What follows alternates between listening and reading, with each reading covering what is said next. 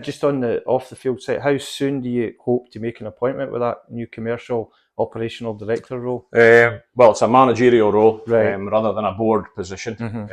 It's been born from, as I say, when we came here, Mark Cooper was our general manager who had kind of left just as I was coming into the job.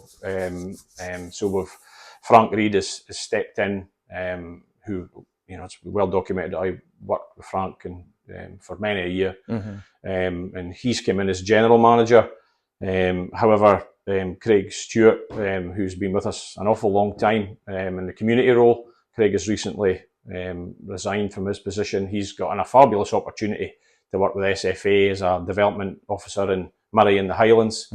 So that has obviously meant that our recruitment drive for some new positions came to the fore. So yeah, we're currently interviewing. We've had quite a number of interviews already this week, and we hope to make an appointment in the operations and commercial role and in the community role over the next maybe 7 to 14 days. Yeah.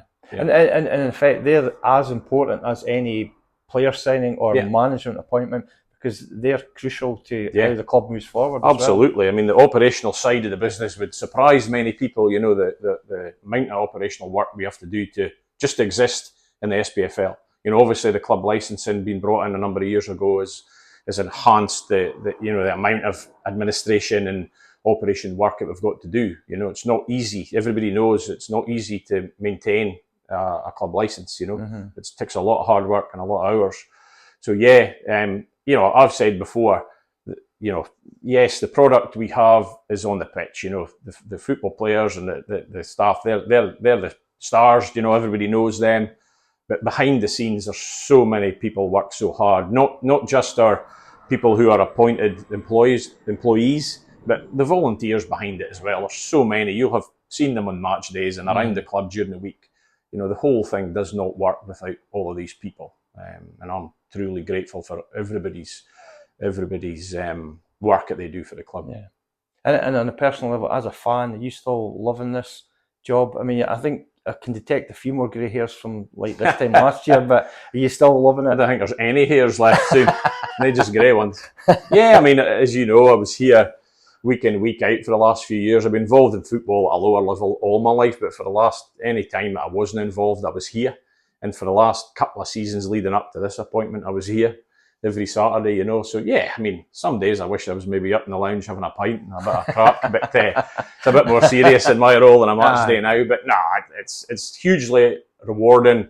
It's immersive, and it's exciting, because having an opportunity, I've said before, I'm honoured to be chairman of Elgin City. This is an institution in Elgin, and Elgin and Murray deserves a successful Elgin City. The people in Elgin and the supporters base, they deserve it. So you feel that, you're not just in here. I've no ego. I've said that before. Everybody's, transient at a football club. Everybody for the top down. Nobody's here forever. So whilst you're here and in your tenure, it's vital that you give it your absolute best. You're here for the club and for the support. They're the ones that will be here throughout the years. So my job is to do the absolute best that I can, myself and my board of directors, in the time that I'm here, and create the most successful and positive version of Elgin City that we can, and wherever that takes us, we'll see. Excellent. Well said, Mr. Chairman. Thank you very much. Okay. Thanks, Chris.